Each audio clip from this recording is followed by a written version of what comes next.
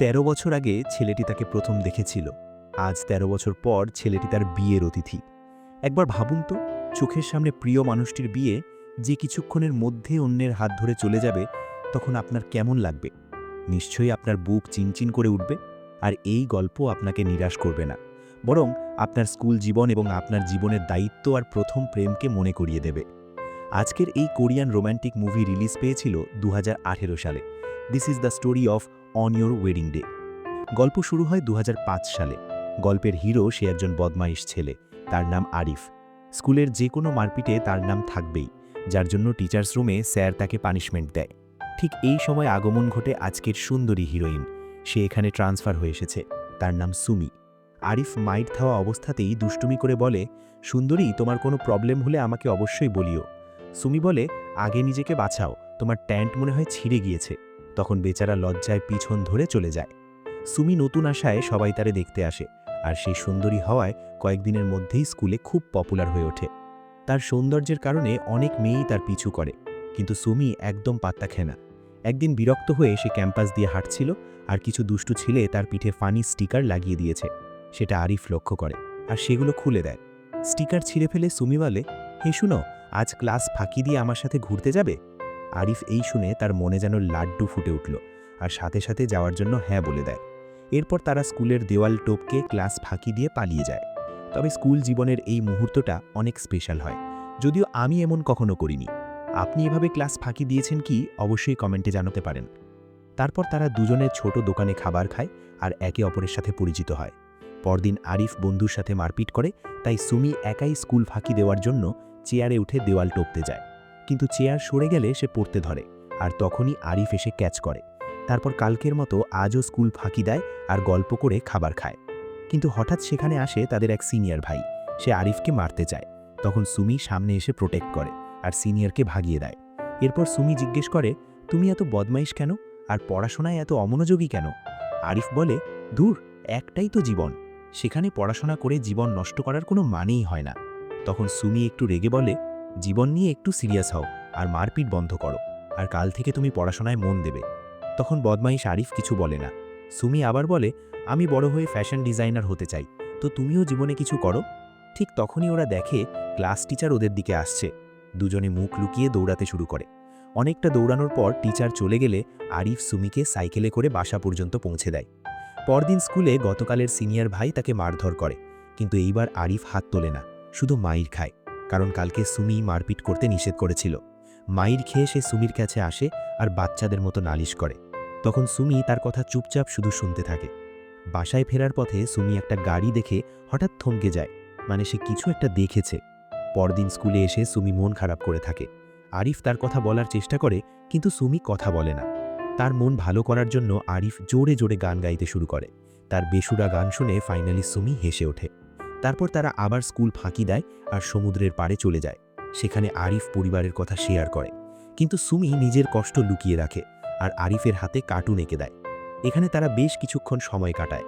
পরদিন আরিফ স্কুলে এসে দেখে সুমি আজকে আসেনি, তাকে কল করেও পায় না। তারপর স্কুল শেষে সে ছুটে যায় ওর বাসায়। গিয়ে দেখে বাড়ি ভাঙচুর করা। সুমির বাবা নেশা খেয়ে এসে মারধর করেছে। সুমি এসে কাপা গলায় বলে, তুমি এখান থেকে চলে যাও। এরপর থেকে সুমিকে স্কুলে আর কখনো দেখা যায় না। আরিফ মন খারাপ করে থাকে। এর মাঝে হঠাৎ একদিন ফোন আসে। সুমি বলে, আমার নেশাখোর বাবা আমাদের উপর নির্যাতন করে, তাই মা আর আমি শহর বদলাই, কিন্তু বাবা আবারও আমাদের খুঁজে পেয়েছে, তাই এই শহর ছেড়ে যাচ্ছি, আমাকে ক্ষমা করে দিও, হয়তো আমাদের আর দেখা হবে না। এই কথার সঙ্গেই কল কেটে যায়, আর আরিফের অনেক খারাপ লাগে। এভাবে বছর কেটে যায়। আসে ২০০৭ সাল। আরিফের স্কুল জীবন শেষ হয়, কিন্তু সুমির সঙ্গে আর কোনো দিন দেখা হয়নি। এখন আরিফ রেস্টুরেন্টে পার্ট টাইম কাজ করে। হঠাৎ একদিন ম্যাগাজিনে তার চোখ পড়ে, যেখানে একটা পরিচিত মুখ সুমি। সুমি ভালো একটা ইউনিভার্সিটিতে পড়ে। আরিফ মনে মনে সিদ্ধান্ত নেয়, আমি হার্ডওয়ার্ক করব, যেই ইউনিভার্সিটিতে তুমি পড়ো সেখানেই আমি ভর্তি হব। তারপর শুরু হয় তার জীবনের সংগ্রাম। দিনরাত শুধু পড়াশোনা, প্র্যাকটিস আর পরিশ্রম। মেয়ের চক্করে কিছু বদমাইশ ছেলে এভাবে একদিন সফলতা পায়। তাই বলা হয়, ছেলেদের সফলতায় মেয়েদের হাত থাকে। মজা করলাম। তারপর আরিফের হার্ডওয়ার্ক বৃথা যায়নি। সেও সুমির ভার্সিটিতে চান্স পায়। ভার্সিটিতে পা দিয়েই তার শুধু একটাই কাজ, প্রিয় মানুষকে খুঁজে বের করা। সে এদিক সেদিক সব দিক খুঁজেও সুমিকে খুঁজে পায় না। এরপর হঠাৎ এক জায়গায় তার চোখ আটকে যায়, সেই চেনা মুখটা। সে সামনে গিয়ে এমনভাবে কথা বলতে শুরু করে যেন এত বছর কোনো দূরত্বই ছিল না। সুমি এখানে ফ্যাশন ডিজাইনিং পড়ছে। তখন তার পোস্টার লাগাতে আরিফও হেল্প করে। এরপর রাতে আবার দেখা। সুমি যে অ্যাপার্টমেন্টে থাকে সেখানে আরিফও উঠেছে।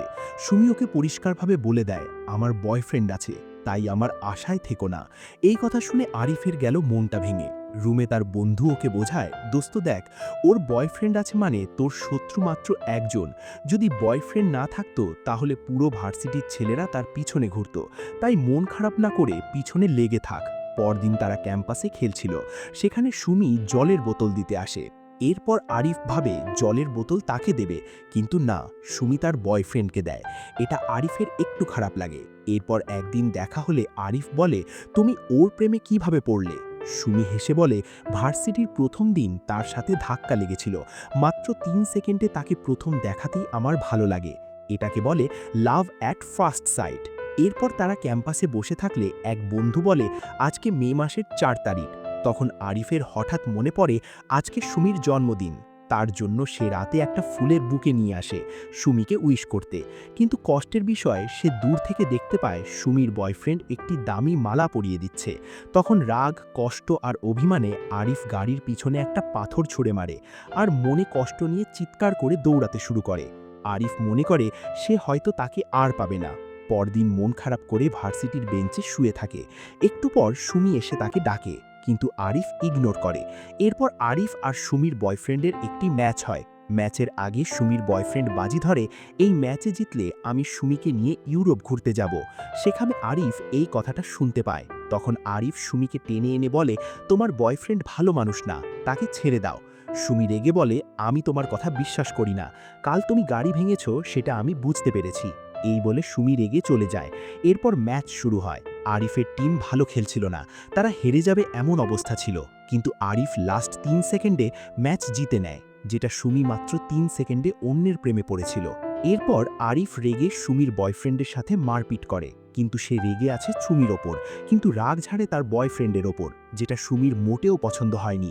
এরপর থেকে তাদের সম্পর্ক আরও খারাপ হয়। রাস্তায় দেখা হলেও দুজনে পাশ কাটিয়ে চলে যায়। এভাবে 5 বছর কেটে যায়। আসে 2012 সাল। এখন আরিফের জীবনে একজন ধনী গার্লফ্রেন্ড আছে। সুমির সঙ্গে তার যোগাযোগ নেই। সুমি এখন প্রফেশনাল ফ্যাশন ডিজাইনার, সাথে মডেলিংও করে, কারণ তার জীবনে টাকার খুব দরকার। আর আরিফ একটি জিম সেন্টারে কাজ করে। সেই সেন্টারের বিজ্ঞাপন একদিন সে বিতরণ করছিল। তখন হঠাৎ সুমিকে দেখতে পায়। এরপর আরিফ খোঁজ নিয়ে তার অফিসে দেখা করতে যায়। দুজনের আবার সেই দেখা হয়। এইবার সুমি তাকে দেখে অনেক খুশি হয়। আরিফ জিজ্ঞেস করে, তোমার কি এখন বয়ফ্রেন্ড আছে? সুমি বলে, না, আমি এখন সিঙ্গেল। সেই ম্যাচের পর আমি ব্রেকআপ করেছি। এরপর থেকে যেখানেই সুমির মডেলিং শ্যুট থাকে সেখানেই আরিফ দেখতে আসে, কারণ আরিফ আজও তাকে ভুলতে পারেনি। একদিন সুমিকে টিম থেকে কল করে বলে, মডেলিং কাজে অন্য একজনকে মডেল হিসাবে নিয়েছে। সেটা শুনে সুমির মন খারাপ হয়। আরিফ তার মন ভালো করতে সুন্দর একটা জায়গায় নিয়ে আসে। এখানে তারা বসে আর সেই স্কুল ফাঁকি দেওয়ার গল্প করে আর মন খুলে হাসাহাসি করে। বাসায় ফেরার পর আরিফ বলে, আমি আজও তোমাকে ভুলিনি। সুমি শান্ত গলায় বলে, দেখো, তোমার সাথে থাকতে ভালো লাগে, কিন্তু আমি তোমাকে জাস্ট ফ্রেন্ড হিসাবে দেখি। এই শুনে আরিফ অভিমান করে চলে যায়। পরদিন আরিফের গার্লফ্রেন্ড এসে বলে, তোমাকে খুব ফ্রিডম দিয়ে ফেলেছি, যার সাথে আজকাল ঘুরো সে তোমার ফার্স্ট লাভ, তাই না? আরিফ বলে, আমাকে তুমি ক্ষমা করে দিও। আর এখানে তাদের ব্রেকআপ হয়ে যায়। এরপর সুমি তার শ্যুট করছিল। সেখানে আরিফ এসে বলে, আমার ব্রেকআপ হয়ে গিয়েছে, আমরা কি আবার এক হতে পারি না? সুমি রেগে বলে, আরে পাগল, এটা তুমি কি করলে? আশেপাশে এত মেয়ে থাকতে আমাকেই তুমি দেখতে পাও?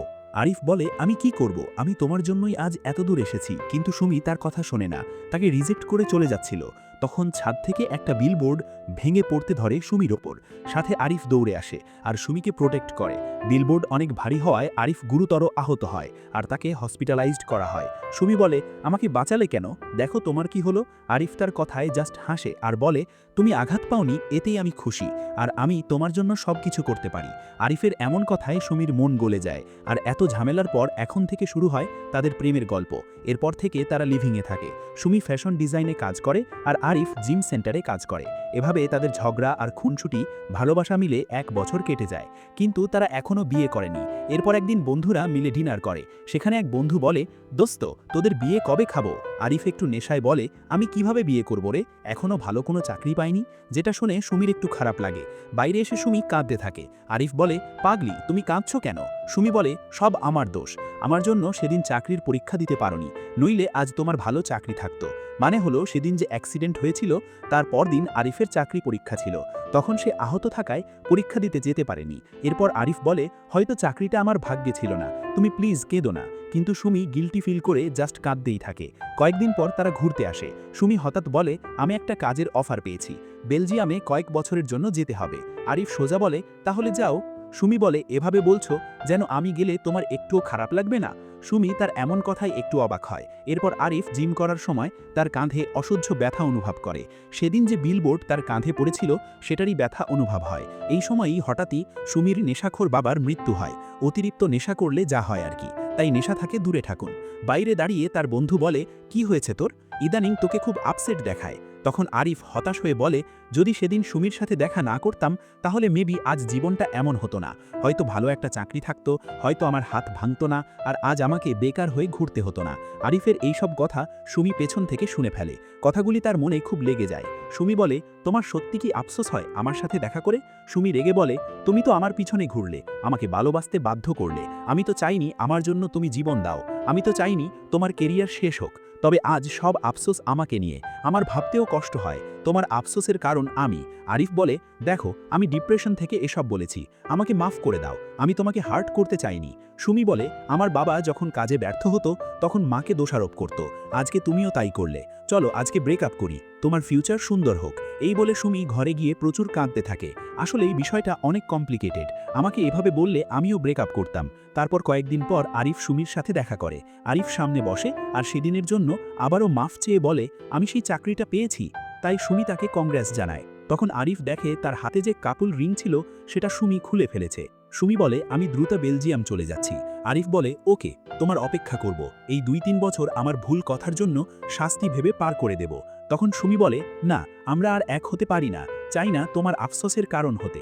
এই কথায় আরিফ বড় একটা ধাক্কা খায় আর সুমি চলে যায়। বেচারা এখন নিজের ভুল হারে হারে টের পাচ্ছে।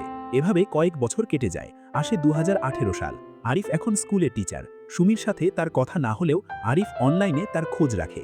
একদিন হঠাৎ স্কুলে দেখা করতে আসে সুমি।